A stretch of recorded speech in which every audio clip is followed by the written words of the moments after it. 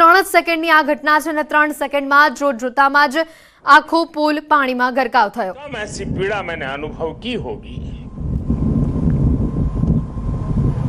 एक तरफ दर्द से भरा पीड़ित दिल है और दूसरी तरफ कर्म और कर्तव्य का पथ है। इस कर्तव्य पथ की जिम्मेवारी को लेते हुए मैं आपके बीच में हूं, लेकिन करुणा से भरा मन उन पीड़ित परिवारों के बीच में है। हादसे में जिन लोगों को अपना जीवन गंवाना पड़ा है, इसको लेते हुए मैं आपके बीच में हूं, लेकिन करुणा से भरा मन उन पीड़ित परिवारों के बीच में है।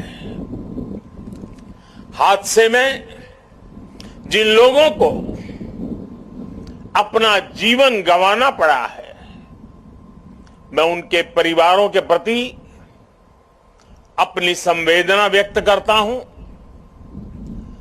दुख की इस घड़ी में सरकार हर तरह से पीड़ित परिवारों के साथ है।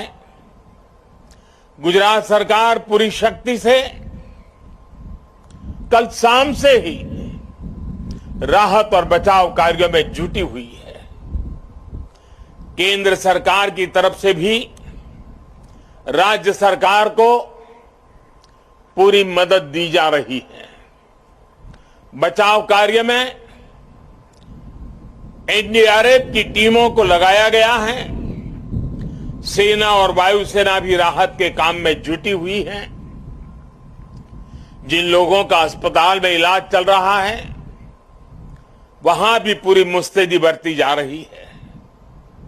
लोगों की दिक्कतें कम से कम हो, इसे प्राथमिकता दी जा रही है। हादसे की खबर मिलने के बाद ही गुजरात के मुख्यमंत्री श्रीमान भूपेंद्र भाई रात को ही मोरबी पहुंच गए थे। कल से ही वो राहत और बचाव के कार्यों की कमान संभाले हुए हैं। राज्य सरकार की तरफ से इस हादसे की जांच के लिए एक कमेटी भी बना दी गई है।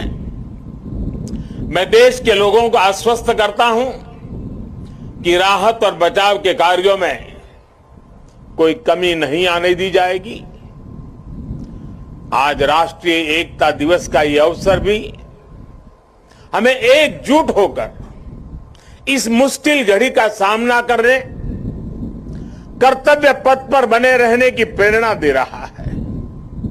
कठिन से कठिन परिस्थितियों में सरदार पटेल का धैर्य, उनकी तत्परता से सीख लेते हुए हम काम करते रहें, आगे भी करते रहें। साथियों, वर्ष 2022 में राष्ट्रीय एकता दिवस का बहुत विशेष अवसर के रूप में मैं इसे देख रहा हूं। ये वो वर्ष है जब हमने अपनी आजादी के 75 वर्ष पूरे किए हैं। हम नए संकल्पों के साथ आगे बढ़ रहे हैं। आज एकता नगर में ये जो परेड हुई है, हमें इस बात का एहसास भी दिला रही है कि जब सब एक साथ चलते हैं, एक साथ आगे बढ़ते हैं, तो असंभव को भी संभव बनाया जा सकता है। आज यहां देश भर से आए हुए कुछ कलाकार सांस्कृतिक कार्यक्रम भी करने वाले थे। भारत के विविध नृत्यों को भी प्रदर्शित करने वाले थे, लेकिन कल की घटना इतनी दुखद थी कि आज के इस कार्यक्रम में से उस कार्यक्रम को हटा दिया गया। मैं उन सभी कलाकारों से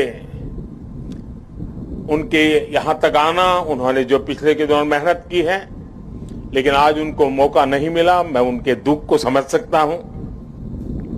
लेकिन कुछ परिस्थितियां ऐसी हैं साथियों, ये एकजुटता, ये अनुशासन परिवार, समाज, गांव, राज्य और देश हर स्तर पर आवश्यक है।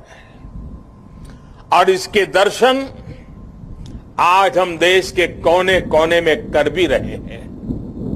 आज देश भर में 75,000 एकता दौड़, रन फॉर यूनिटी हो रही है। लाखों लोग जुड़ रहे हैं। देश का जन जन लौह पुरुष सरदार वल्लभ भाई पटेल की संकल्प शक्ति से प्रेरणा ले रहा है। आज देश का जन जन अमृत काल के पंच प्राणों को जागृत करने के लिए, राष्ट्र की एकता और अखंडता के लिए संकल्प ले रहा है। साथियों, राष्ट्रीय एकता दिवस ये अवसर केवड़िया एकता नगर की ये धरती और स्टैच्यू ऑफ यूनिटी हमें निरंतर ये एहसास दिलाते हैं कि आजादी के समय अगर भारत के पास सरदार पटेल जैसा नेतृत्व न होता तो क्या होता? क्या होता अगर 550 से ज्यादा रियासतें एकजुट नहीं हुई होती? क्या होता अगर हमारे ज्यादातर राजे रजवाड़े त्याग की पराकाष्ठा न दिखाते, मां भारती में आस्था न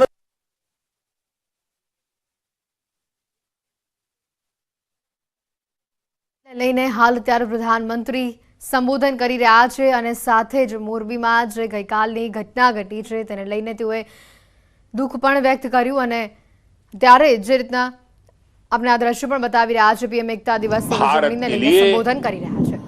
एकता कभी भी बस ये हमारे लिए केवल तारीख भर नहीं है, ये भारत के सांस्कृतिक सामर्थ्य का एक महापर्व भी है। भारत के लिए एकता कभी भी विवशता नहीं रही है। भारत के लिए एकता सदा सर्वदा विशेषता रही है। एकता हमारी विशिष्टता रही है। एकता की भावना भारत के मानस में, हमारे अंतर्मन में कितनी रची बसी है, हमें अपनी इस खूबी का अक्सर एहसास नहीं होता है। कभी कभी ओझल हो जाती है, लेकिन आप देखिए जब भी देश पर कोई प्राकृतिक आपदा आती है तो पूरा देश एक साथ खड़ा हो जाता है। आपदा उत्तर में हो या दक्षिण में, पूर्व में हो या पश्चिमी हिस्से में, ये मायने नहीं रखती है।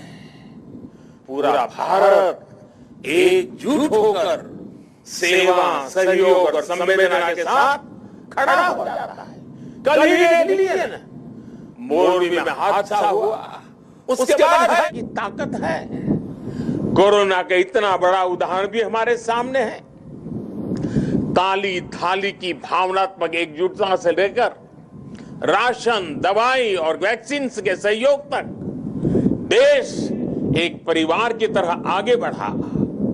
सीमा पर या सीमा के पार जब भारत की सेना शौर्य दिखाती है तो पूरे देश में एक जैसे जज्बात होते हैं, एक जैसा जज्बा होता है। जब ओलंपिक्स में भारत के युवा तिरंगे की शान बढ़ाते हैं तो पूरे देश में एक जैसा जश्न मनता है। जब देश क्रिकेट का मैच जीतता है तो देश में एक जैसा जुनून होता है। हमारे जश्न के सांस्कृतिक तौर तरीके अलग अलग होते हैं, लेकिन भावना एक जैसी ही होती है।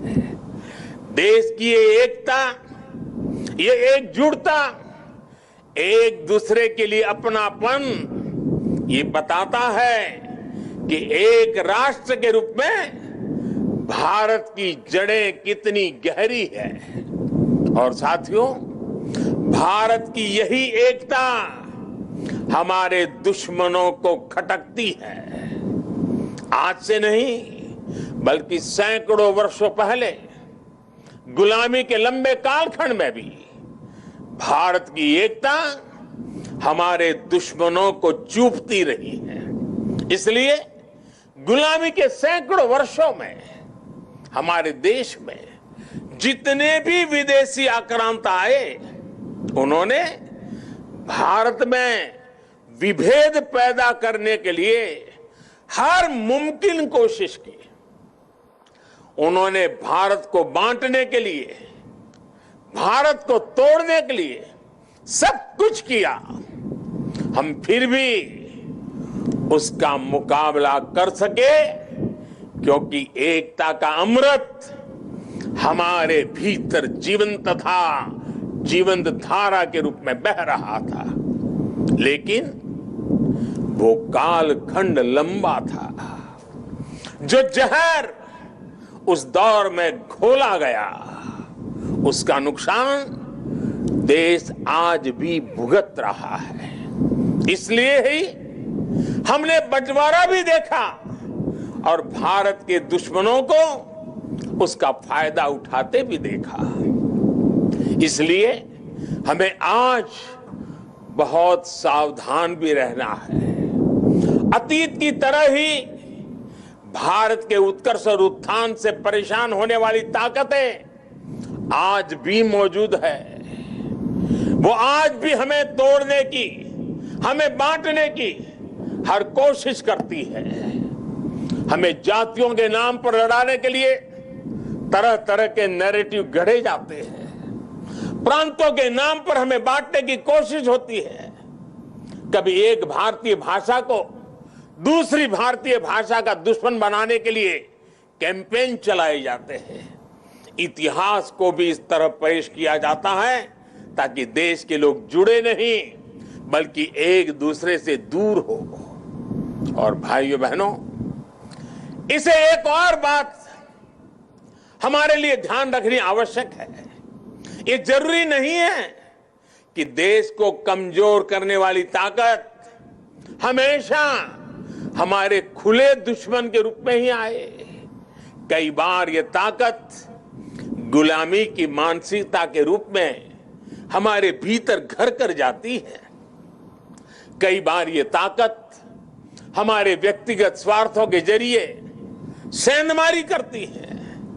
कई बार ये तुष्टीकरण के रूप में, कभी परिवारवाद के रूप में, कभी लालच और भ्रष्टाचार के रूप में दरवाजे तक दस्तक दे देती हैं, जो देश को बांटती और कमजोर करती है। लेकिन हमें उन्हें जवाब देना होगा। हमें जवाब देना होगा भारत मां के एक संतान के रूप में। हमें जवाब देना होगा एक हिंदुस्तानी के रूप में। हमें एकजुट रहना होगा, एक साथ रहना होगा। विभेद के जहर का जवाब हमें एकता के इसी अमृत से देना है। यही नए भारत की ताकत है। साथियों, आज राष्ट्रीय एकता दिवस पर मैं सरदार साहब द्वारा हमें सौंपे दायित्व को फिर दोहराना चाहता हूं। उन्होंने हमें ये जिम्मेदारी भी दी थी कि हम देश की एकता को मजबूत करें, एक राष्ट्र के तौर पर देश को मजबूत करें। ये एकता तब मजबूत होगी जब हर नागरिक एक जैसे कर्तव्य बोध से ये जिम्मेदारी संभालेगा। आज देश इसी कर्तव्यबोध से सबका साथ, सबका विकास, सबका विश्वास और सबका प्रयास इस मंत्र को ले समाचारों में हाल रुकाए